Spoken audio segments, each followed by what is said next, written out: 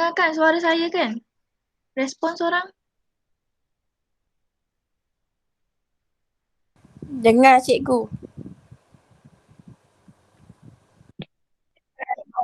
Okey. Okay, ada seorang pun masuk. Okay, saya share screen. Entire screen.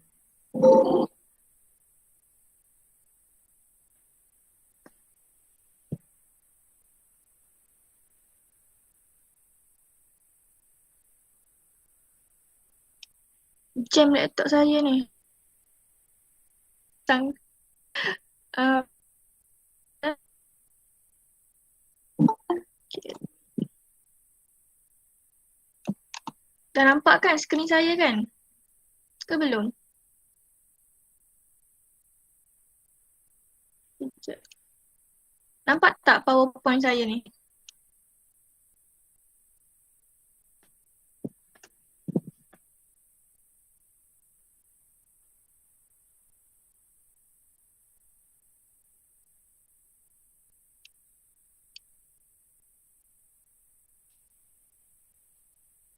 Seorang respon, nampak tak skrin saya? PowerPoint. Dia tulis Google kadar tindak balas. Nampak tak?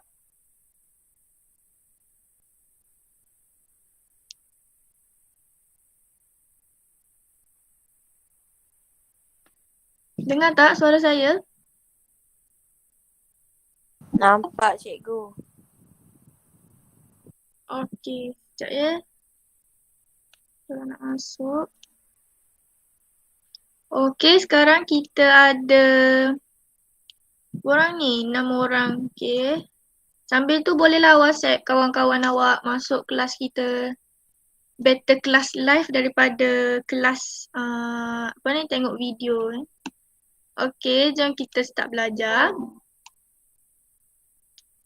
Okey. Saya minta maaf, hari ini saya tak boleh buka kamera. Mungkin internet saya sangat slow. Okey, hari ini kita akan belajar tentang bab baru iaitu kadar tindak balas. Okey, macam minggu lepas saya dah hantar tentang kadar tindak balas 7.1. Tapi hari ini kita akan belajar 7.2. Faktor yang mempengaruhi kadar tindak balas. Okey, untuk standard pembelajaran 7.2, saya harap pelajar boleh mengeksperimen untuk mengkaji faktor-faktor yang mempengaruhi, sekejap saya ambil pen. Okey. Faktor-faktor yang mempengaruhi kadar tindak balas.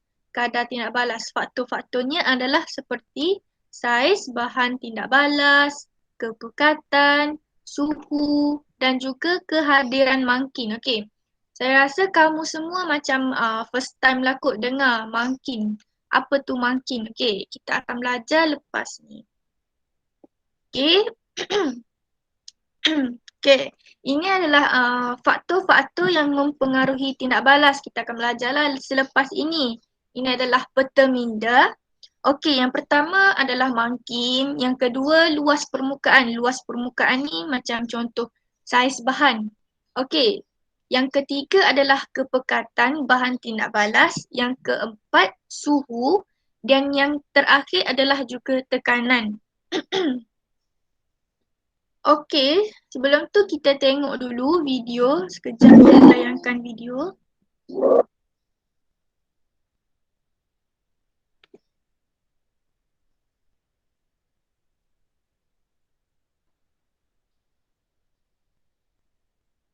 Okey, sekarang kita dah ada 7 orang.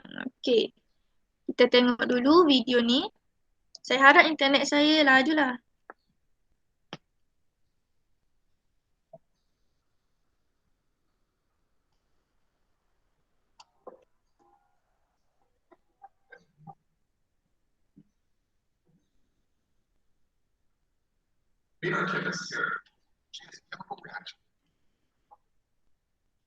Sekejap, dengar tak video ni? Seorang tolong respon. Dengar tak suara video ni?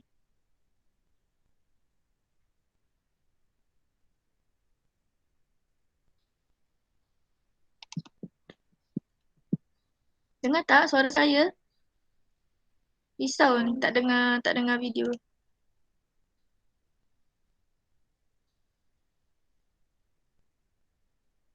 Hello, seorang tolong respon. Dengar. Okey, bagus. Terima kasih. Okey, jom kita sambung.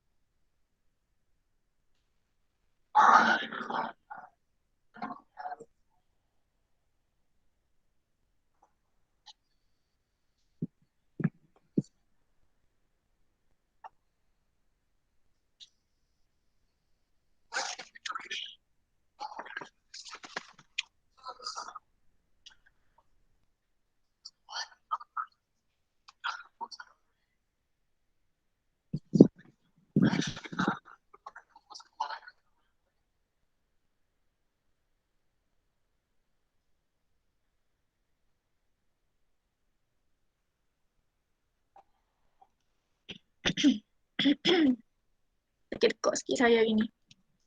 Okey. berdasarkan video saya pasal tadi ni kan.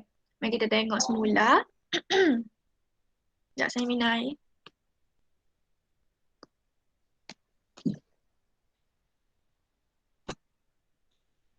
Okey.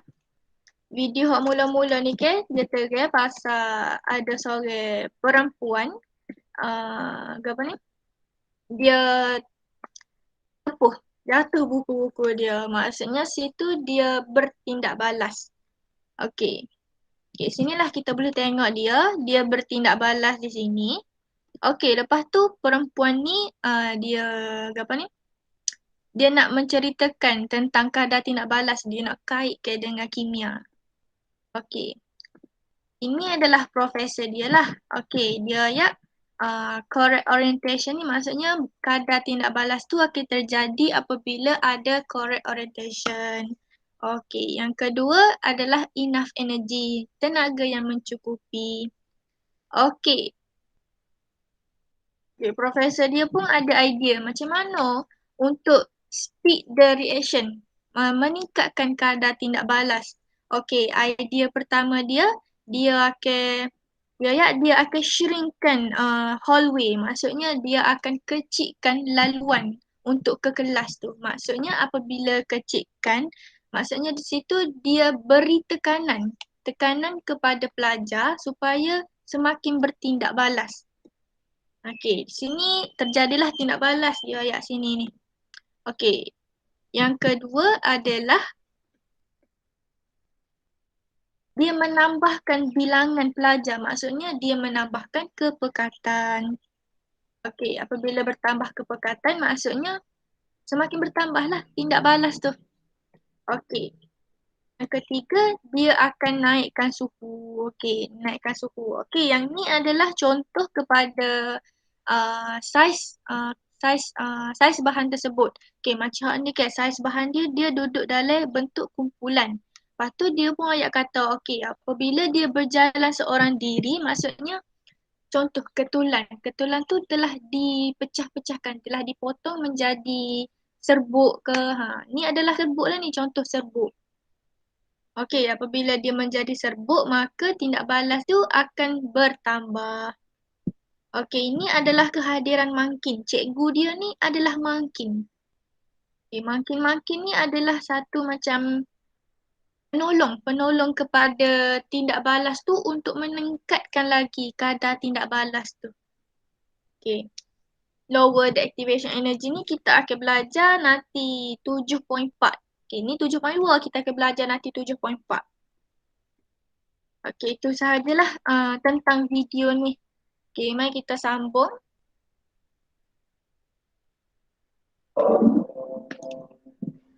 Okey, mari kita belajar apakah faktor yang mempengaruhi kadar tindak balas. Okey, apakah faktor dia? Faktor-faktornya yang pertama adalah saiz bahan tindak balas. Saiz bahan tindak balas macam kita tengok ni lah. Saiz ni daripada seketul pepejal menjadi beberapa ketul pepejal. Dia menjadi semakin kecil lah, dia kerak kau kecil. Okey. Bahan tindak balas pepejal boleh mengalami perubahan pada saiz. Dia boleh berubahlah saiz daripada kecil, daripada besar kepada kecil. Okey, ni contoh batu kapur. Ni batu kapur. Sekejap ya. Okey, ni batu kapur. Batu kapur dikerat kerak tengah ni. Lepas tu dia kerak pula pak. Dia akan menjadi serbuk batu kapur. Okey, saiz dia menjadi lebih kecil menyebabkan jumlah luas permukaan bertambah. Maksud jumlah luas permukaan bertambah di sini, macam sini luas dia. Sini permukaan dia. Sini ni permukaan dia, ni pun permukaan dia, ni pun permukaan dia, ni pun permukaan dia. Macam banyak permukaan dia apabila dipotong-potong. Okey, kalau macam hak ketul ni, meter, 2, 3, bawah tu 4, 5 tepi. Sikit je lah kalau berbelas-belas. Okey, kita boleh hipotesis di sini. Semakin kecil saiz pepejal bahan tindak balas, semakin tinggi kadar tindak balas tersebut. Semakin tinggi kadar tindak balas tu, semakin bertambah dia boleh mengalami tindak balas tu. Jadi sikit je lah masa dia ambil untuk mengalami kadar tindak balas tu. Okey. Saiz contoh ni, contoh eksperimen. Okey, eksperimen satu dia menggunakan 2 gram ketulan. Tapi untuk eksperimen 2 dia menggunakan 2 gram serbuk zinc.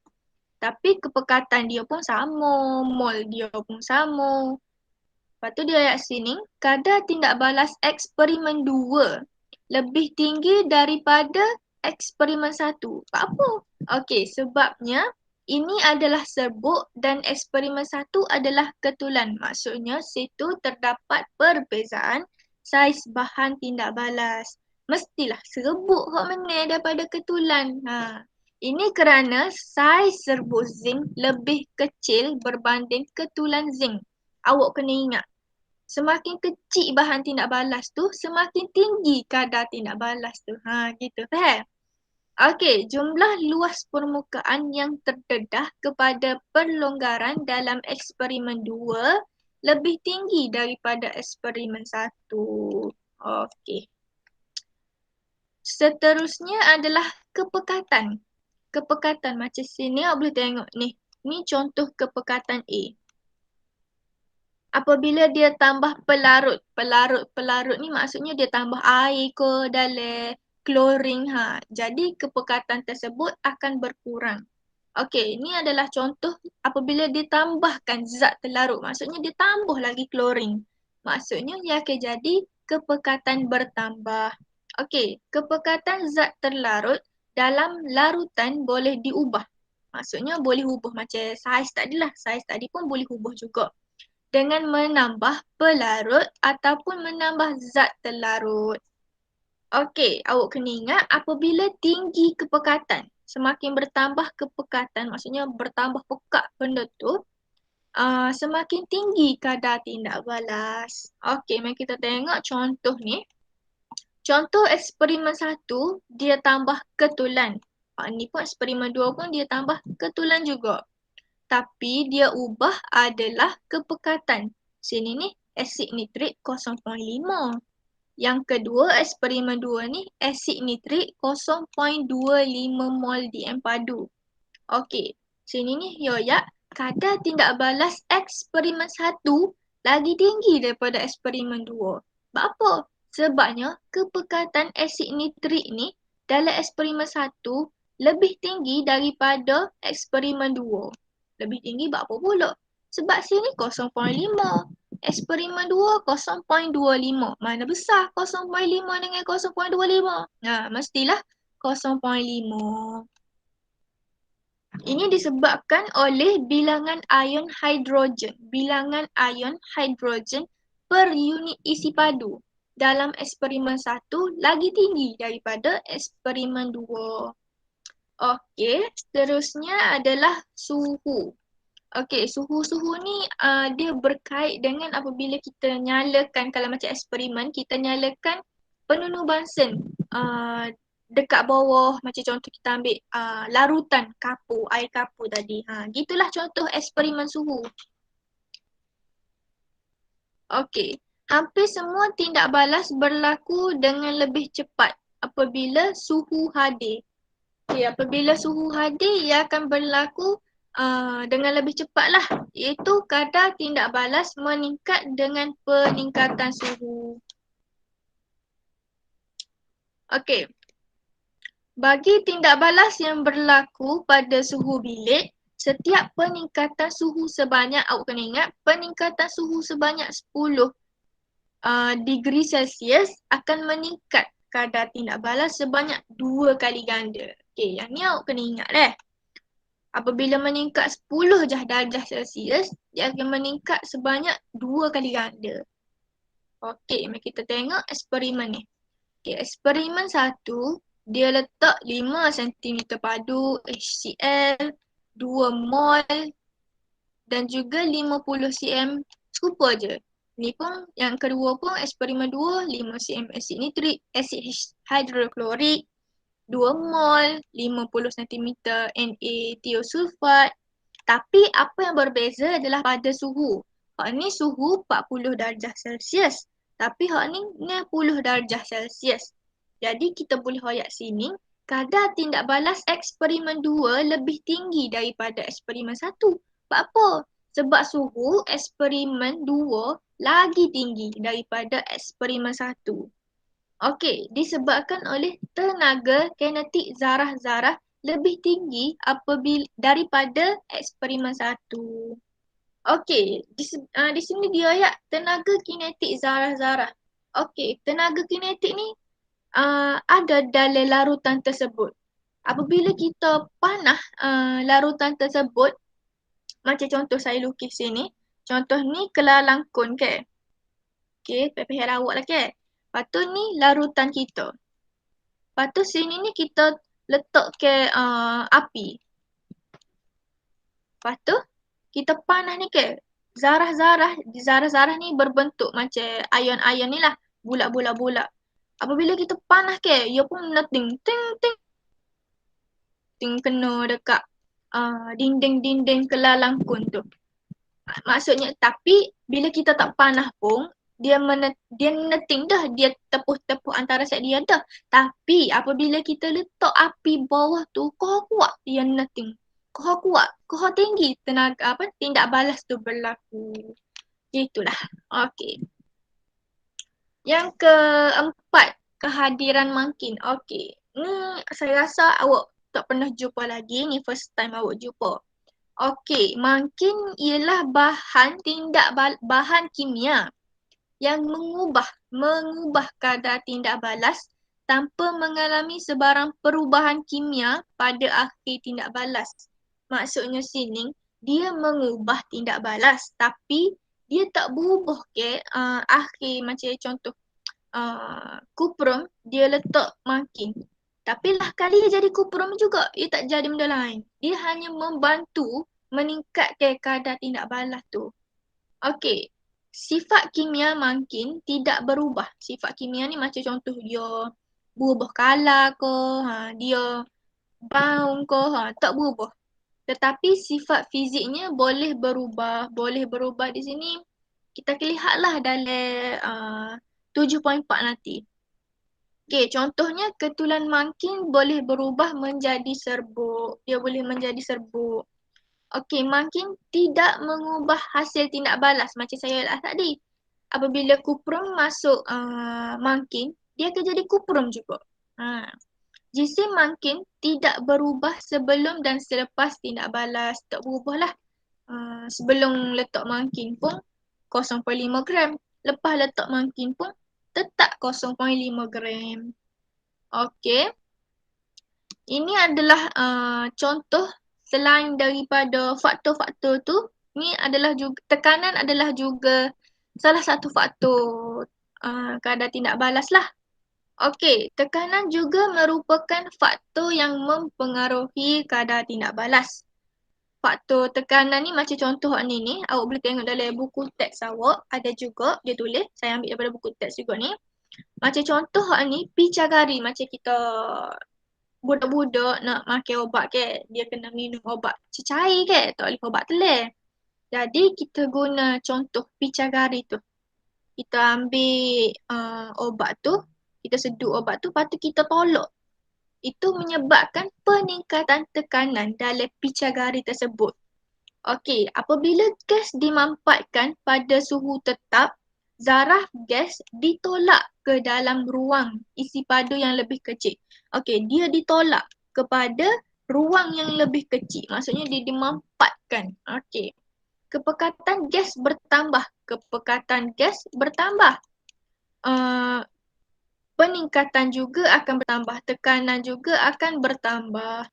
Perubahan tekanan tidak memberi kesan ke atas kadar tindak balas melibatkan bahan tindak balas pepecah dan juga cecair kerana isi padu tidak berubah dengan tekanan. Macam contoh ni kan, awak tolak pun dia 5mm. Hak ni pun apabila awak tolak tu juga, dia akan menjadi 5ml juga. Serupa je, dia tak berubah. Okey, ini adalah contoh latihan. Saya ambil daripada buku teks juga. Okey, mari kita berbincang tentang eksperimen ni, latihan ni. Okey, ini adalah logam reaktif. Kalsium ni adalah logam reaktif. Dia bertindak balas dengan air. Okey, H2O ni adalah air. Menyebabkan gas hidrogen. Okey, dua eksperimen telah dijalankan. Okey, eksperimen 1, eksperimen 2. Eksperimen 1 dijalankan pada suhu bilik. Suhu bilik ni adalah 37 darjah Celsius. Okey, suhu dinaikkan. Okey, sini kita nampak dah. Suhu air dinaikkan sebanyak 10 sentimeter pula, degree Celsius. Suhu air dinaikkan ni maksudnya faktor yang ketiga tadi kita belajar adalah faktor suhu. Okey, sebanyak 10 darjah Celsius kepada eksperimen 2. Maksudnya apabila ditambah 10 darjah, ia akan menjadi 47 darjah Celsius. Okey, ini adalah graf bagi eksperimen 1. Lepas tu dia tanya, apakah jumlah isi padu gas yang dihasilkan pada eksperimen 2? Okey, jawapannya adalah 420 juga. Jawapannya adalah 420 cm padu juga. Kerana kuantiti ni jumlah air tadilah tidak berubah, adalah sama, tidak berubah. Faktor suhu tidak mengubah hasil tindak balas tersebut. Okey, salin semula graf di atas, laka lengkung untuk eksperimen 2. Okey, dia suruh laka graf tu balik. Kita laka graf. Okey, apa yang berubah di sini adalah masa. Apabila suhu dinaikkan, maka masa yang diambil untuk mencapai suhu 420 ini semakin singkat. Macam contoh hak ni dia ambil masa ni 10 minit, 20 minit baru sampai 30 darjah Celsius kan. Tapi apabila diguna suhu, gerah tu akan jadi gini. Mendatar juga. Okey, mari kita tengok contoh jawapan dia. Ginilah contoh jawapan yang saya katakan tadi. Dia akan dari segi masa yang diambil tu semakin berkurang. Okey. Apakah kesan suhu ke atas kadar tindak balas? Apa kesan suhu ke atas tindak balas? Penambahan suhu meningkatkan kadar tindak balas. Ataupun awak boleh tulis hipotesis. Semakin bertambah suhu, semakin meningkat suhu, semakin meningkat kadar tindak balas. Boleh juga tulis gitu. Okey, ini adalah latihan yang kedua. Adnan menjalankan eksperimen untuk mengkaji penguraian hidrogen peroksida H2O2. Dia merekodkan isi padu gas oksigen yang terbebas. Pada minit yang kelima, ni minit ni, dia menambahkan 1 spatula penuh serbuk hitam. Serbuk hitam ni gapo pula ke? Serbuk hitam ini adalah mangkin. Serbuk hitam ini adalah mangkin. Okey, ini adalah faktor mangkin. Okey, rujuk graf jumlah isi padu di sebelah. Apakah kesan serbuk hitam ke atas kadar tindak balas? Kesan dia gapo? Penambahan serbuk hitam meningkatkan kadar tindak balas. Ataupun awak boleh tulis semakin bertambah mangkin, semakin meningkat kadar tindak balas. Gitu. Okey, dia tanya sini. Kita jawab dah tadi. Apakah fungsi serbuk hitam tu? Kita jawab dah tadi. Serbuk hitam itu bertindak sebagai mangkin. Okey, itu sahaja latihan saya ambil. Awak boleh tengok lagi satu lagi contoh latihan dalam buku teks awak. Itu latihan contoh 3 muka surat 237. Okey, awak boleh tengok situ, awak boleh tera jawab.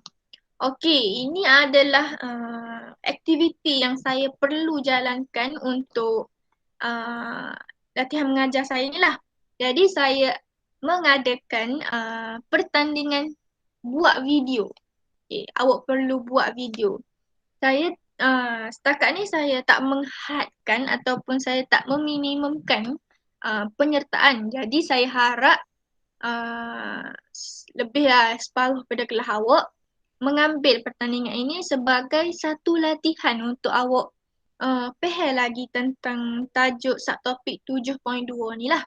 Okey, syarat-syarat pertandingan TikTok ni bebas awak nak buat.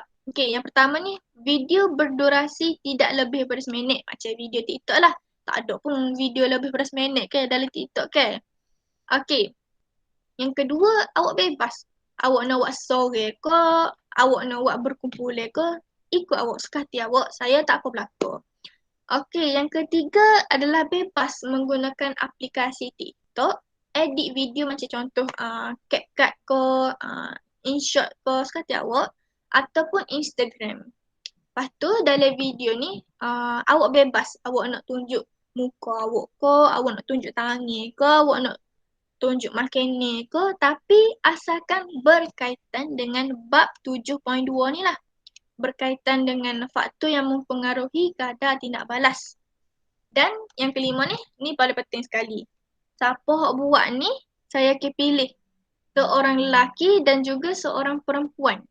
Untuk yang paling menarik lah, video dia yang paling menarik, saya akan bagi hadiah. Hadiah dia jangan rusing, bukan hadiah kerana wayar Bukan hadiah biasa-biasa. Hadiah dia insya-Allah lumayan. Okey. Kesimpulan kelas kita pada hari ini, kita telah belajar faktor yang boleh meningkatkan kadar tindak balas. Faktor yang pertama adalah kepekatan. Faktor yang kedua, saiz. Faktor yang ketiga, suhu. Dan juga faktor yang keempat, makin. Awak perlu ingat ni je. K, S, S, M. Okay. Awak ingat ni, awak boleh awak lalu nanti dalam biasa. Awak ingat, K ni untuk kepekatan, S ni untuk saiz, S ni juga untuk suhu dan juga yang terakhir M ni untuk makin yang hadir. Okey, setakat tu je dulu kelas kita pada hari ini. Sekejap ya.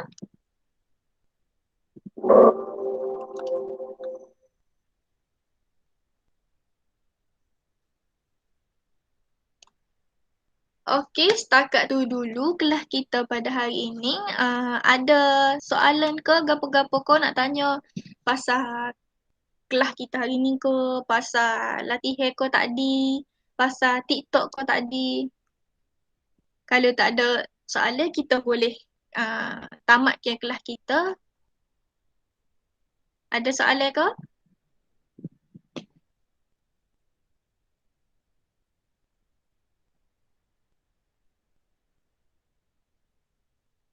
Okay, senyap ni semua. Dengar ke suara saya ke? Mungkin tak dengar. Letih saya mengajar. Sorry, tolong respon.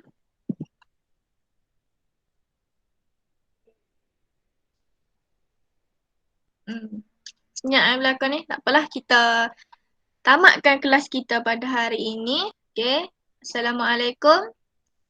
Selamat tengah hari. Bye.